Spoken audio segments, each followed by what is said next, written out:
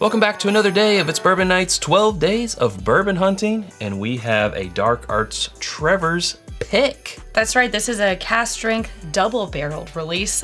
We actually came upon this at Trevor's when we were on our Arizona trip.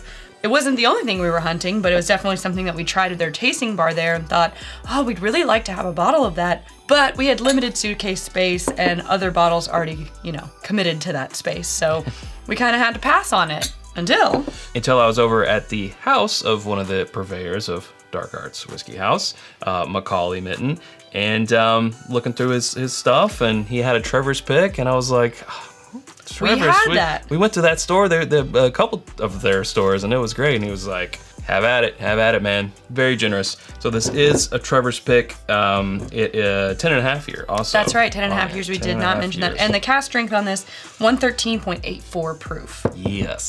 Yes, they had a lot of different Dark Arts picks at the Trevor's there. They were all $99.99. They do a lot of experimentation over there, which I think is cool. It kind of goes with their branding in terms of it's kind of got this like alchemy and Dark Arts tinkering. Yeah. Right, Dark Arts. Yeah. Not Trevor's. Sorry, Dark Arts. Yeah. Yeah, and I love that about them, and I think a lot of their, releases, their expressions that they put out are different blends, different finishes, different proofs, things different like that. Alchemy, as you right, said. Yeah. It goes into it to transform it from what it was just originally in the barrel. Mm-hmm. I love the nose on this one. Speaking of dark arts, it's dark fruits. Dark fruits, yeah, stone fruits. And I think purple is a perfect color for this label because it's sort of those purple, dark fruits. You get a lot of like deep, rich cherry, almost like a Luxardo cherry. Yeah. It's either black pepper or a little bit of cinnamon. I'm trying to identify what that spice is. I think for me, it's coming across as more like clove. Clove. I'll give it to you, Sarah. I think you're right on that one.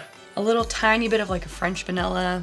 I get almost a hint of freshly ground coffee. I know that you're probably not onto that. Well, what I am onto is a little bit of milk chocolate. I get that too, yeah. Okay, well, let's dive in to your health.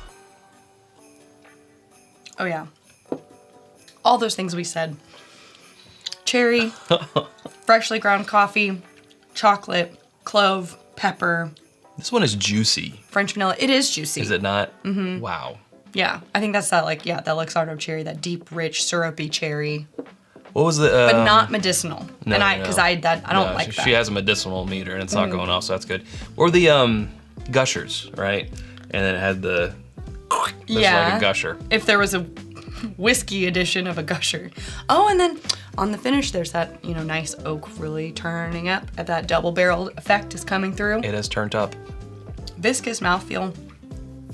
It does, very good mouthfeel. Slightly go drier towards the finish. Just I think that double barreled effect and that clove and pepper is kind of the oak. Well, I'm the one with the dryometer. You're the licorice or medicinal meter, and I'm the dry meter. And my dry meter's not going off on this one, but I can see where it's going drier because of the double oaking. Yeah, but it's not.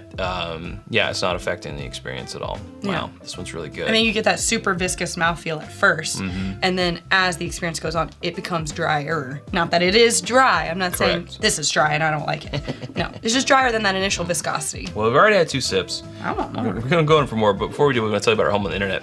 It's whiskyambitions.com. It's where you can get the rye whiskey shirt back in stock. Our cool logo there, t-shirt that you're wearing, sir. Lots of other t-shirts. Yeah, of course, all of our glassware, including our mini glens that often I think get overlooked. I love those mini glens.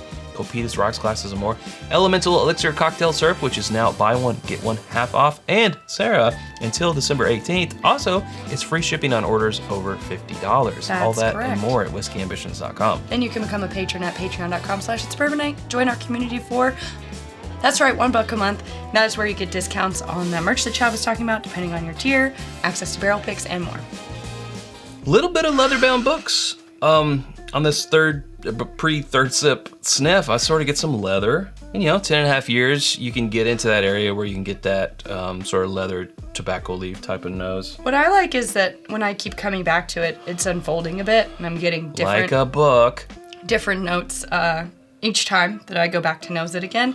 And I like that. I think that that's a good one to sip with friends because it's almost a discussion piece, right? It's a conversation piece.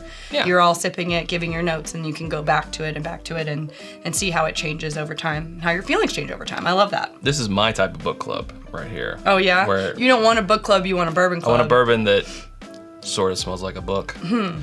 But I think the headline is that ripe fruit. Yeah, definitely the fruit. I'm seriously enjoying this one. I'm so glad that even though we had to pass up on it on our original hunt where we encountered it, that you were able to get a bottle. Absolutely. We do appreciate the generosity of those in the whiskey community for making things like this happen. It's what makes the channel go round. Oh yeah, and you know what, Sarah? I took this to a bourbon night over at my friend Kevin's house, and I took 4 bottles. 2 of them were dark arts. This was one of them. Here's what we tried that night, and at the end I asked everybody what was, sort of rank your favorites, and this guy, I think for both of them, was either number 2 or number 3. I mean, it was in top 3. Top 3? Yeah, Wow. this one did really well in that bourbon night. Nice. So they were like, check Because it there out. were other bottles in addition to what you brought. Yeah. And when I told them, hey, this is located in Lexington, which is where we are, like, oh, definitely checking out dark art. So it's cool, like to introduce people to sort of these new brands, or maybe they might see out at the store but not know anything about it. Hesitant to try, Yeah, exactly. So that's always fun. Well, you may not be able to encounter this Trevor's pick out in the wild based on where you are, but what we can tell you, as Chad said, is that dark arts is definitely worth your time and attention. If you come across some out in the wild, think about, the expression that it is and how that plays in line with your personal taste preference, and I would give them a shot if you find one that sounds like something that you're gonna like. So on April 20th, they come out with a yearly blunt blend. And I'm going to make sure to, put a note in my calendar on Interesting. April 20th to see if I can get a bottle of their blunt blend. I'm all caught up. You with me? Isn't that just Isn't that special? special? All right. Okay, well, that's where we better leave it. Well, hold on. That's where we better leave it. If you haven't subscribed to us already, you can do so by clicking right up here. There's suggestions of other videos down here. Hope to see you over there in one of those. Thanks, Sarah. Thanks, Chad. All right, see y'all tomorrow. Until then, drink more bourbon.